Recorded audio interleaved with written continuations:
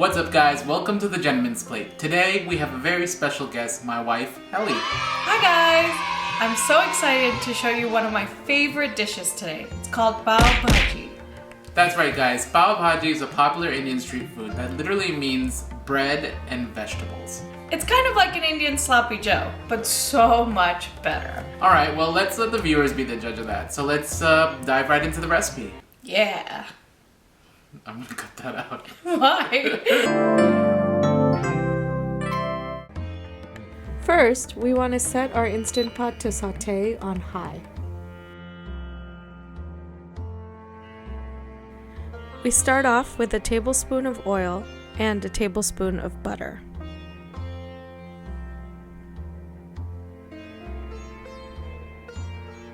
Followed by a half teaspoon of cumin. Then 1 medium onion, finely diced. Cook the onion for 3 minutes until they've turned semi-translucent. Now we add a generous 2 tablespoons of garlic and sauté it all for an additional 2 minutes. Stir, stir, stir. Next we go in with the spices. We start with 2 teaspoons of garam masala, 2 teaspoons of coriander powder, 2 teaspoons of chili powder, 1 tablespoon of Kashmiri chili or paprika, this is for color, 1 teaspoon salt, a half teaspoon of black pepper, and a half teaspoon of turmeric. Then we give it all a nice stir and make sure the spices are evenly distributed.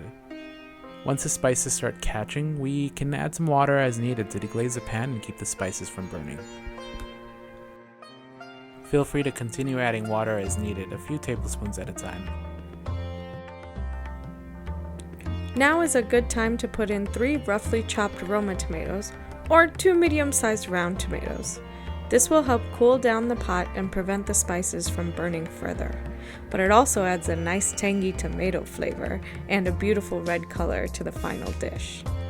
We're going to sauté the tomatoes for about 5 minutes until they're mostly dissolved. We want to sauté the tomatoes until they reach about this consistency. The further we cook it down, the more of a nice tomato paste it will become.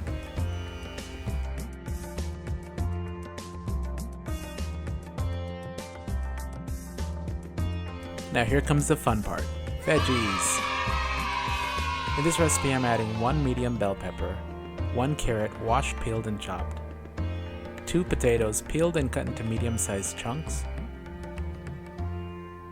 and about 1/4 of a head of cauliflower, also cut into medium-sized chunks. Finally, about 1/4 cup of chopped cilantro. This is optional. It's a great way to clear out your fridge at the end of the week. Sometimes my family will try to keep it a little healthier and skip the potatoes and the butter. But where's the fun of that? Now we want to add just enough water to cover the veggies for pressure cooking. It was about 2 cups of water for me here. Now the magic happens when we pressure cook all of these tasty veggies together. Hit cancel to end sautéing, then select pressure cook on high for 10 minutes. We want to make sure that the pressure valve is set to sealing. Let it warm up until the metal pin rises and let it do its thing. Once the timer goes off, the cooker will remain in keep warm mode, but we can go ahead and just manually release the pressure by turning the valve. We want to wait until the metal pin drops before we can open the pot back up. Bring the pot back to sauté mode to evaporate any excess water. Once it's reduced to your desired consistency, it's time for mashing. We like using this old school potato masher because we want to control how chunky the bhaji turns out. But feel free to use an electric hand blender if you'd like. Some people like it really fine like a paste, and others like it really chunky. I feel like you can reach a medium ground with this masher. Plus, it's one less appliance to dig out and less hassle to clean afterwards. Once mashed, you can let it continue to cook if you need to let more water evaporate. Alright, this is the perfect timing to adjust the seasoning. Take a quick taste to see if you needed a little bit more salt or chili. I eat a lot of salt, so I needed just a touch more. You can add a little more garam masala on top if you feel like you need an extra kick of flavor. And for that aroma and extra restaurant taste, we're also going to add in a palmful of dried kasuri methi, but this is optional. This is also a good time to add in our frozen peas, which will heat through while we're preparing the pav. If you're using fresh peas, we want to add it in earlier. And finally, everything is better with butter.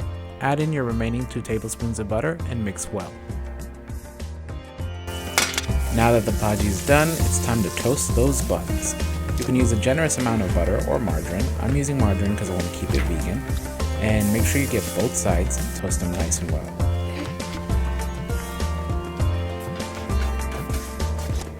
And finally, to plate up our masterpiece, you're going to need some chopped onions, some green chilies, and some limes. And more butter.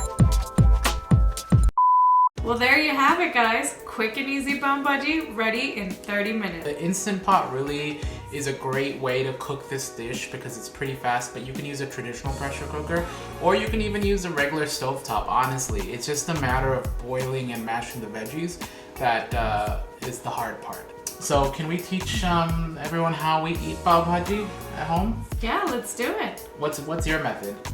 So I like an open face sandwich. Okay. So what I do is I want to take one of the pavs. I want to grab a lot of bhaji. I'll do the same, but I have this butter here because I really the more butter the better. I'm just gonna drizzle on some of the buttery part. Gotta add the onions. This is what gives it that crunch.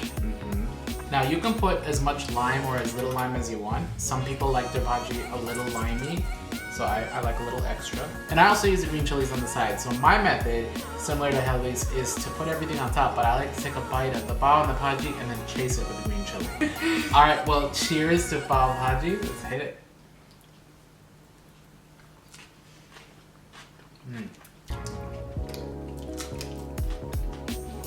Oh yeah. Well guys, if you like this video, please give it a big thumbs up and make sure to hit that subscribe button to get more fun and easy vegan recipes. Thanks for watching. Bye!